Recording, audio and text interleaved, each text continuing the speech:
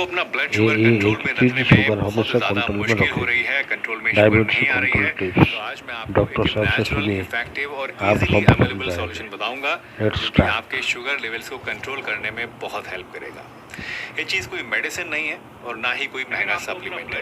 ये एक natural alternative है जो कि न सिर्फ सदियों से आयुर्वेद में यूज हो रहा है बल्कि अब साइंस भी इसको सपोर्ट करती है। इमेजिन कीजिए एक ऐसी चीज़ है जो कि आप अपने खाने में या फिर अपने ड्रिंक्स में थोड़ा सा ऊपर से छिड़क लें या फिर इसकी चाय बनाकर पी लें और ब्लड शुगर पर इसका नोटिसेबल असर हो जाए तो कितना बढ़िया रहेगा।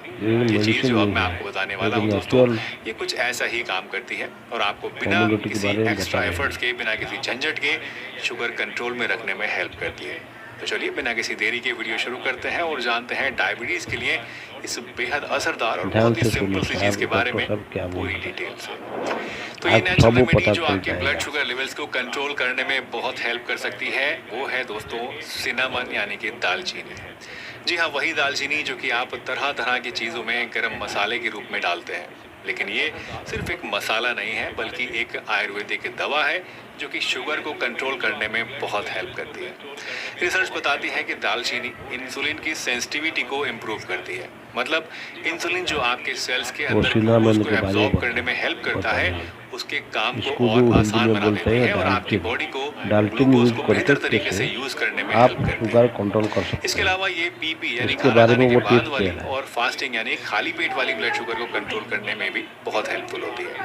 स्टडीज ये दिखाती हैं कि अगर आप रेगुलरली 1 से 6 ग्राम तक सिनामन रोजाना कंज्यूम करते हैं तो आपके फास्टिंग ब्लड शुगर लेवल्स को ये नोटिसेबल तरीके से कंट्रोल दरअसल सिनामन कार्बोहाइड्रेट्स के ब्रेकडाउन को स्लो कर देती है, जिससे क्या होता है कि खाना खाने के बाद शुगर धीरे धीरे बढ़ती है और इसे कंट्रोल में रखना हमारी बॉडी के लिए किसी हद तक आसान हो जाता है।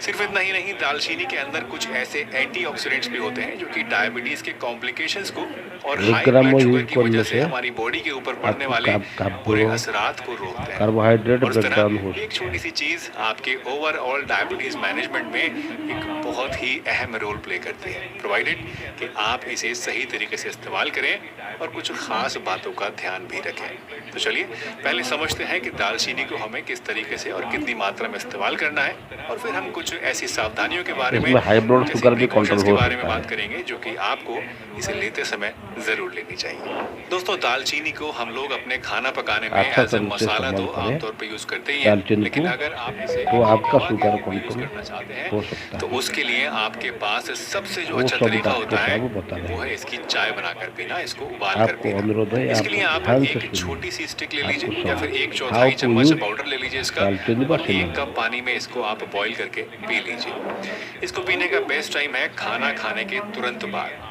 इस टाइम लेने से ये ना सिर्फ शुगर लेवल्स को कंट्रोल में रखेगी बल्कि डाइजेशन को भी इम्प्रूव इसको करेगी। चाय वैसे बनाकर अगर भी आपको ये पी तरीका सकता पसंद है। नहीं है तो आप इसको अपनी नॉर्मल दूध वाली या फिर काली चाय में या फिर इवन कॉफी के अंदर डाल के भी पी सकते हैं, या फिर आप पानी चाहें में उबाल तो कर इसका पाउडर दालचीनी को लेकर पानी थोड़ा में सा उबाल ओट्स के कर ऊपर डालकर उसको या फिर फ्रूट्स के अंदर छिड़क कर आप इस्तेमाल पी कर सकते सकते हैं। हैं। बट ऐसा तब करना है जब आपको इसका पानी पीने में यानी इसकी चाय बनाकर पीने में दिक्कत हो रही हो, पसंद बिल्कुल ही ना हो। अदरवाइज बॉईल करके पीना इसका बेस्ट तरीका है।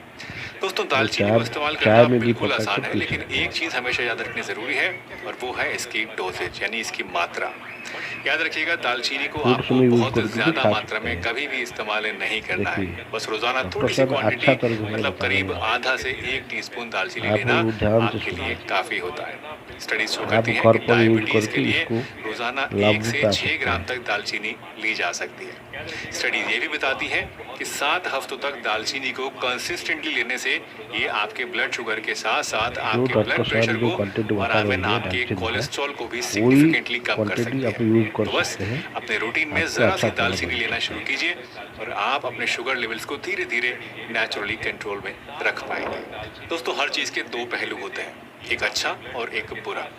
तो अब जब हमने सिनेमन की इतनी सारी तारीफ कर दी है, आइए एक इम्पॉर्टेंट बात और समझ लेते हैं जो कि है सेफ्टी। सबसे पहले तो दालचीनी की वैरायटी देखना आपके लिए बहुत ज़रूरी है।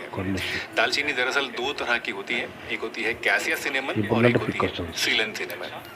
कैसिया सिनेमन जो है ये वो दालचीनी है जो कि आमतौर पे हम लोग मार्केट से खरीदते हैं, जो आमतौर पे खाना वगैरह में आमतौर पे इस्तेमाल करते हैं। इसमें एक कंपाउंड होता है कुमेरिन नाम का, जो कि ज्यादा क्वांटिटी में लेने से वो अभी या ज्यादा देखिए वो लंबे समय सेफ्टी के तक बारे लेने में से डॉक्टर साहब आपके बता लीवर रहे को नुकसान पहुंचा सकता है।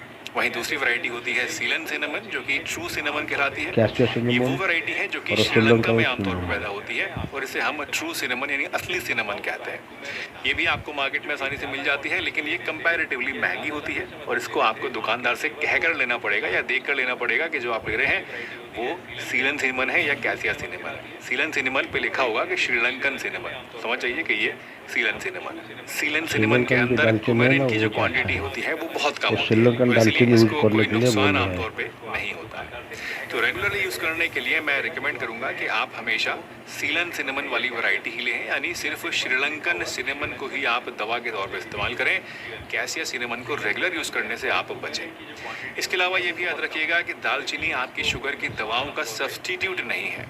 अगर आप श्रीलंकन डायबिटीज के लिए दालचीनी कोई में प्रेस्क्राइब्ड मेडिसिन यूज ऑलरेडी करने ले से रहे हैं तो इसको सिर्फ ज़्यादा एक शक्ति सपोर्ट मिलता की है। तरह यूज कीजिए, एज ए एडिटिव की तरह इसलिए यूज कीजिए, इसको ना कि रिप्लेसमेंट की तरह। श्रीलंकन एक और बात दालचीनी यूज ये ध्यान कीजिए। रखिएगा कि चाहे आप कोई सी भी टाइप की दालचीनी ले रहे हैं, एक बार में 4 महीने से ज़्यादा रेगुलरली इसको आपको यूज़ नहीं करना है।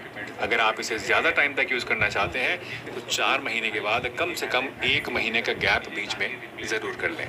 ये आपकी सेफ्टी के लिए एक बहुत ज़रूरी कदम है। वैसे अगर आपको डायबिटीज़ है तो आपके लिए दवा से भी ज़्यादा ज़रूरी होता है ध्यान दोस्तों से परहेज। सुनिए, ध्यान और से सही सुनिए, परहेज के ध्यान लिए से सुनिए। आपको पता होना चाहिए कि आपको क्या खाना है और क्या नहीं खाना है। इसलिए अब आप चाहें तो यहाँ क्लिक करके इस वीडियो को देख सकते हैं, क्योंकि इसमें मैंने आपको 3 ऐसी चीजें बताई हैं को जो कि कीजिए, डायबिटीज के मरीजों लेकिन को वन भूल कर भी मंथ नहीं खानी गैप चाहिए। दीजिए। वीडियो पसंद आई हो तो लाइक कीजिए, चैनल पर नए हैं तो